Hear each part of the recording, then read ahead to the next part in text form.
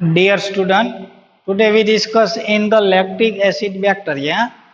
So first of all, the lactic acid. The lactic acid is the one type of chemical.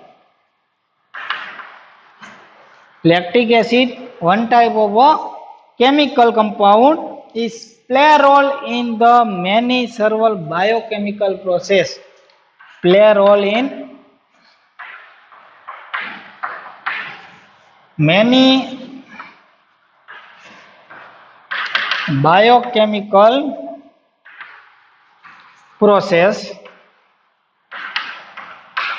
શું કીધું?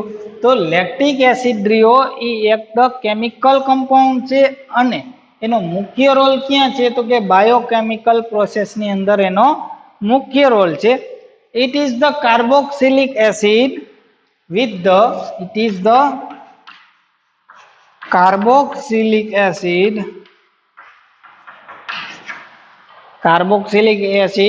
with the chemical formula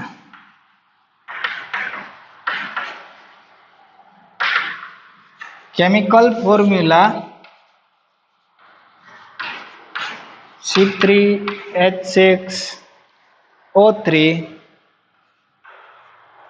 એનું chemical formula શું છે તો કે C3H6O3 એનું કેમિકલ ફોર્મ્યુલેશન છે.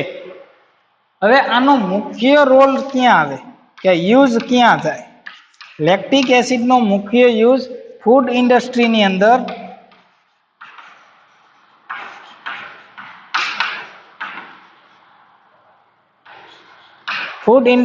અંદર આનો મુખ્ય ઉપયોગ થાય છે. હવે વાત કરીએ લેક્ટિક એસિડ બેક્ટેરિયાની, તો એ બેક્ટેરિયા કેવા હશે તો કે gram positive cocci and rod shape. Gram positive cocci and rod shaped organism. કે બેક્ટેરિયા કેવા હશે? એક તો ગ્રામ પોઝિટિવ હશે પ્લસ એ કોકાઈ અથવા તો રોડ શેપ ધરાવતા હશે પ્લસ નોન સ્પોર ફોમિંગ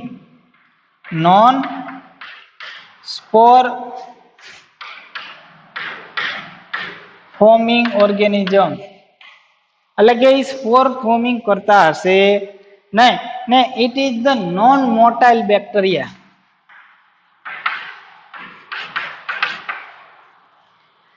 કે જે લેક્ટિક એસિડ બેક્ટેરિયા રહ્યા એ લેક્ટિક એસિડ બેક્ટેરિયા કેવા છે તો કે એની કેરેક્ટરિસ્ટિક આપી દીધી કે gram positive cocci and rod shape, then after non spore forming એટલે કે સ્પોર જનરેટ કરતા નથી પ્લસ નોન મોટાઇલ, એની અંદર મોટિલિટી માટે પણ કોઈ ઓપ્શન હોતો નથી. હવે લેક્ટેટ, હવે એનું ફાઇલોજેનિક ફિઝિયોલોજીકલ કેરેક્ટરિસ્ટિક જોઈએ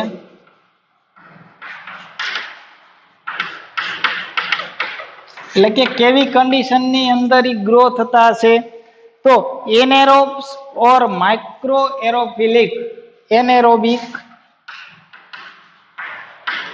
એનેરોબ્સ ઓર માઇક્રો એરોફિલિક કેવા છે? એનેરોબિક અથવા તો માઇક્રો એરોફિલિક. તેન આગળ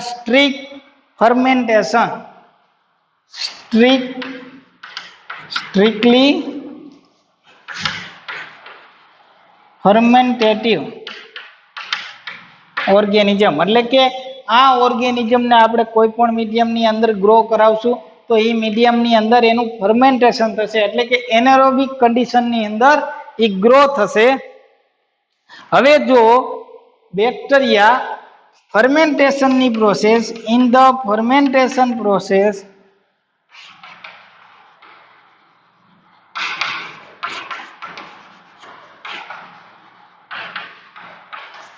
લેક્ટેટનું પ્રોડક્શન કરશે.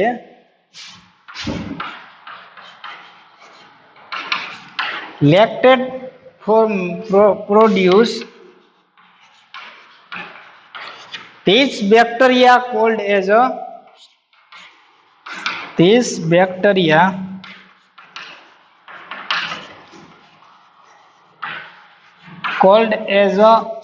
LAB.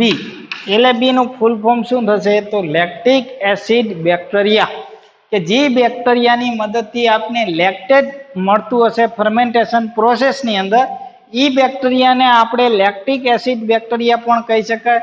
અને જે બેક્ટેરિયા ફર્મેન્ટેશનની પ્રોસેસથી લેક્ટેટ નહીં બનાવતું હોય એને આપણે નોન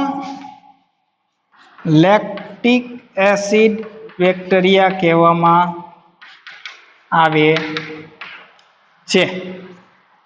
હવે વાત કરીએ તો કે જે લેક્ટિક એસિડ બેક્ટેરિયા હશે એ ફર્મેન્ટેશનની પ્રોસેસ કરી અને મોનોમર્સ સિન્થેસિસ કરતા હશે, એટલે કે monomer for the biosynthesis, monomers for biosynthesis કરી અને મોનોમર બનાવતા હશે. તેન ધ બાયોસિન્થેસિસ, અને બીજું શું બનાવતું હશે? વિટામિન્સ. હવે આ બેનો રોલ શું? તો કે વિટામિન્સ અને જે મોનોમર્સ બનશે એ એઝ અ કેટાલિસ્ટ તરીકે અથવા તો કોફેક્ટર તરીકે એમાં મદદરૂપ થતા હશે, અથવા તો ગ્રોથ ફેક્ટર તરીકે મીડિયમની અંદર કામ કરતા છે. જે લેક્ટિક એસિડ બેક્ટેરિયાએ બાયોસિન્થેસિસ કરી અને મોનોમર્સ અને વિટામિન બનાવશે, એ વિટામિન કેના માટે? તો કે એના ગ્રોથ ફેક્ટર તરીકે ઉપયોગી હશે. હવે many or the some lactic acid bacteria only lactate from the sugar, એટલે કે some LAB lactic acid bacteria produce lactate in only sugar. માત્ર સુગર સેમ્પલ આપણે આપશું, એક્ઝોસ શર્કરા અથવા તો પેન્ટોસ શર્કરા આપશું તો એમાંથી પણ લેક્ટેટ બનાવતા હશે. તો એવા બેક્ટેરિયાની સ્પીસીસ ખૂબ જ ઓછી છે. એન્ડ while other પ્રોડ્યુસ, કે એ લેક્ટેટ તો બનાવે છે પરંતુ એની સાથે એસિટેટનું પણ ફોર્મેશન કરતા હશે અને ethanol as a by product તરીકે ફોર્મેશન કરતા હશે. હવે એવા બેક્ટેરિયા કે જે માત્ર સુગરનું એઝ અ એનર્જી સોર્સ તરીકે ઉપયોગ કરતા હોય તો એવા બેક્ટેરિયાની બાય પ્રોડક્ટ તરીકે લેક્ટેટ, એસિટેટ અને ઇથેનોલ એમ 3 પ્રોડક્ટ મળશે. જ્યારે લેક્ટિક એસિડ બેક્ટેરિયા ફોર્મિંગ હશે તે માત્ર લેક્ટેટ એકનું જ પ્રોડક્શન કરતા હશે. હવે લેક્ટિક એસિડ બેક્ટેરિયાને 2 ટાઈપમાં વિભાજિત કરી શકાય, એટલે અથવા તો એના 2 ભાગ પાડી શકાય. એક તો હોમો ફર્મેન્ટેટિવ અને બીજો ટાઈપ થશે હિટ્રો ફર્મેન્ટેટિવ ટાઈપ ઓફ. તો એનું જનરલ ઇન્ટ્રોડક્શન લઈએ તો હોમો ફર્મેન્ટેટિવ એન્ડ હિટ્રો ફર્મેન્ટેટિવ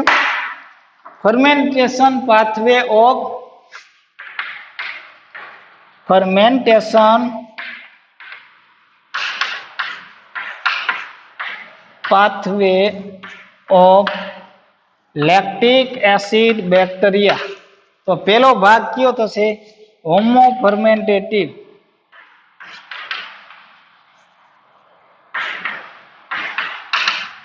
તો એની અંદર શું થશે કે જ્યારે ગ્લુકોઝ EMP પાથવે ની વાત કરતા હોય તો ગ્લુકોઝ નું શું થશે? ગ્લુકોઝ 6 ફોસ્ફેટ ની અંદર આપણે ચેપ્ટર નંબર 2 ની અંદર ભણી ગયા. હવે એનું ફોસ્ફોઇનોલ પાયરુવેટ PEP ફોસ્ફોઇનોલ પાયરુવેટ અને ફોસ્ફોઇનોલ પાયરુવેટ માંથી પાયરુવેટમાં કન્વર્ઝેશન થાય. આ આપણો હતો ગ્લાયકોલિસિસ નો પાથ. હવે એનું આગળ શું થશે? પાયરુવેટ નું લેક્ટેટમાં કન્વર્ઝેશન થશે, તો એને આપણે હોમો ફર્મેન્ટેટિવ કહેવામાં આવે. જ્યારે હિટ્રો ફર્મેન્ટેટિવ ની અંદર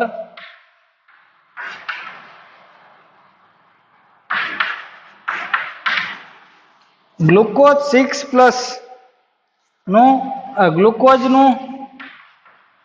ગ્લુકોઝ માંથી glucose 6+ phosphate and glucose 6 phosphate નું ઝેલ્યુલોઝ 5 ફોસ્ફેટ. ઝેલ્યુલોઝ 5 ફોસ્ફેટ માંથી એક તો આપણે લેક્ટેટ અને બીજું મળશે ઈ એસિટાઇલ ફોસ્ફેટ. હવે એસિટાઇલ ફોસ્ફેટ માંથી આપણે પાછું મળશે ઇથેનોલ. તો ઈ હિટ્રો ફર્મેન્ટેટિવ કે એમાં શું થયું, ગ્લુકોઝ માંથી ગ્લુકોઝ 6 ફોસ્ફેટ બન્યા. ગ્લુકોઝ 6 ફોસ્ફેટ નું ઝાયલ્યુલોઝ 5 ફોસ્ફેટ અને ઝાયલ્યુલોઝ 5 ફોસ્ફેટ માંથી બે ટાઈપ પડશે, એક લેક્ટેટ પણ બનશે અને બીજું ઇથેનોલ પણ બનશે. હવે આપણે વાત કરીએ તો કે હોમો ફર્મેન્ટેશન ઓફ લેક્ટેટ.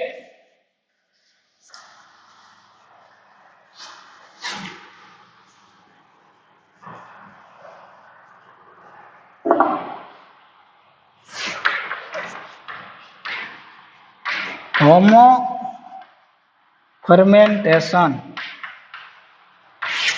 કે જ્યારે ગ્લુકોઝ 6 ફોસ્ફેટ માંથી ફ્રુક્ટોઝ 6 ફોસ્ફેટ એટલે કે EMP પાથવે, કે ગ્લુકોઝનું EMP પાથવે આ બેક્ટેરિયા કયા પાથવેનો યુઝ કરતો હશે, તો કે EMP પાથવેનો યુઝ કરતો હશે. મોસ્ટ સ્પીસીસ એના બેક્ટેરિયા જોઈ લઈએ. એક્ઝામ્પલ તો લેક્ટોબેસિલસ,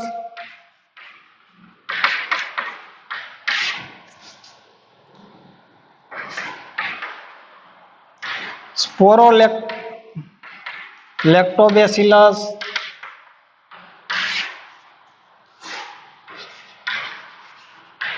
પેડિકોકસ એન્ડ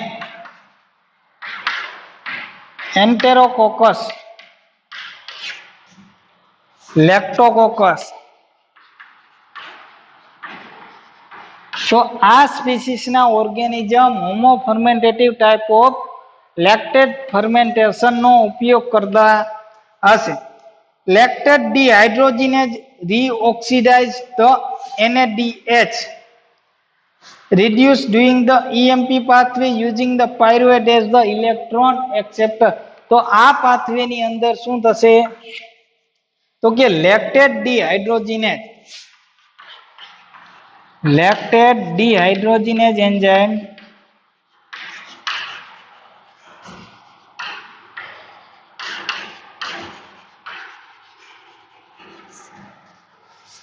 રીઓક્સિડાઇઝ, એનું શું થશે, ફરી વખત ઓક્સિડાઇઝ થશે. એન તો NADH નું શું થશે, reduce during the EMP pathway, reduce during EMP pathway.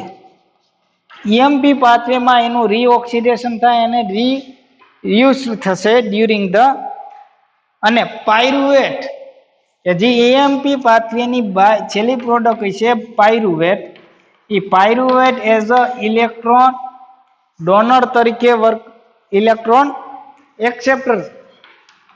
Acceptor તરીકે વર્ક કરતું હશે. હવે એનો આપણે પાથવે જોઈએ તો પાથવે ની અંદર ગ્લુકોઝ નું કન્વર્ઝેશન થશે ગ્લિસરાલ્ડિહાઇડ 3 ફોસ્ફેટ, ગ્લિસરાલ્ડિહાઇડ 3 ફોસ્ફેટ ની અંદર શું થશે, કન્વર્ઝેશન થશે યુઝિંગ, અહીંયા શું થશે 2 ATP નું કન્વર્ઝેશન 2 ADP ની અંદર પ્લસ 2 ફોસ્ફેટ મોલેક્યુલ છૂટા પડશે. હવે ગ્લિસરાલ્ડિહાઇડ 3 ફોસ્ફેટ એનું કન્વર્ઝેશન થશે ડાઈ ફોસ્ફોગ્લિસરેટ અને એનું કન્વર્જેશન થશે પાયરુવેટ.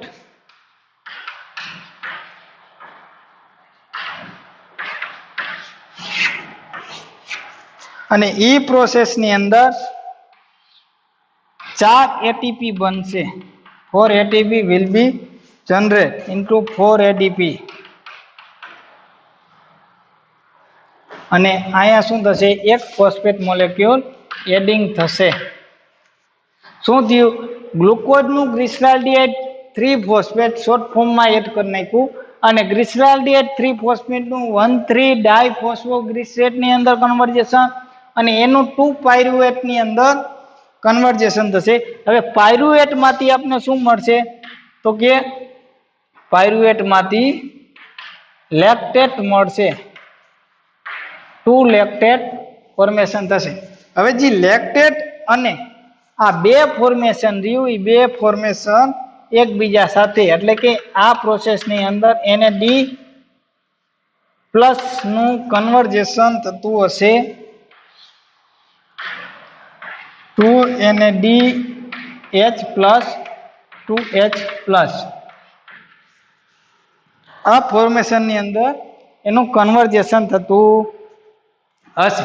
તો આ છે હોમો ફર્મેન્ટેટિવ પાથવે. હવે જ્યાં 1 નંબર આપેલો છે, એટલે કે આ 1 નંબર થી લઈ આ 1 નંબર સુધી, એટલે કે અહીંયા સુધીની પ્રોસેસ કે ગ્લુકોઝમાંથી ગ્લિસરાલ્ડિહાઇડ 3 ફોસ્ફેટ, ગ્લિસરાલ્ડિહાઇડ 3 ફોસ્ફેટ 1,3 ડાયફોસ્ફેટ ગ્લિસરેટ અને એમાંથી પાયરુવેટ બને, એ પ્રોસેસને આપણે કઈ પ્રોસેસ કહી?